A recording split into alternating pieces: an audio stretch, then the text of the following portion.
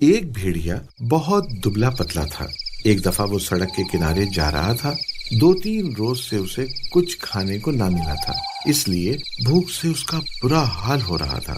تھوڑی دور جا کر اسے ایک موٹا تازہ کتا ملا.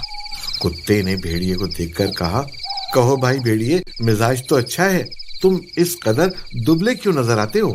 کیا کچھ کھانے پینے کو نہیں ملتا؟ بھیڑیے نے ایک ٹھنڈا سانس بھر کر کہا, کیا کہوں بھائی, کچھ پوچھو نہیں. ہاں تم اپنی کہو, تمہاری تو خوب گزر رہی ہے, خوب موٹے تازے ہو رہے ہو.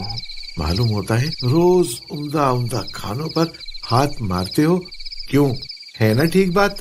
کتے نے جواب دیا, میں اپنے مالک کے گھر کی رکھوالی کرتا ہوں, اس لیے وہ مجھے کھانے کو تو بہت اچھا دیتا ہے. اگر تم بھی یہ کام کرنے لگو تو تم کو بھی کھانے پینے کی کچھ کمی نہ رہے گی. کھانے کا نام سن کر بھیڑیے کی جان میں جان آئی. خوشی سے بولا, مجھے منظور ہے, مہربانی کر کے مجھے بھی ساتھ لے چلو. کتے نے کہا, اچھا چلے آؤ, اور بھیڑیا کتے کے ساتھ ہو لیا. چلتے چلتے بھیڑیے کو کتے کی گردن پر ایک گول سا نشان نظر آیا. اس نے کتے سے پوچھا, کیوں بھائی, تمہاری گردن پر یہ نشان کیسا ہے؟ کتا بولا, یہ نشان اس پٹے کا ہے جو دن بھر میرے گلے میں پڑا رہتا ہے.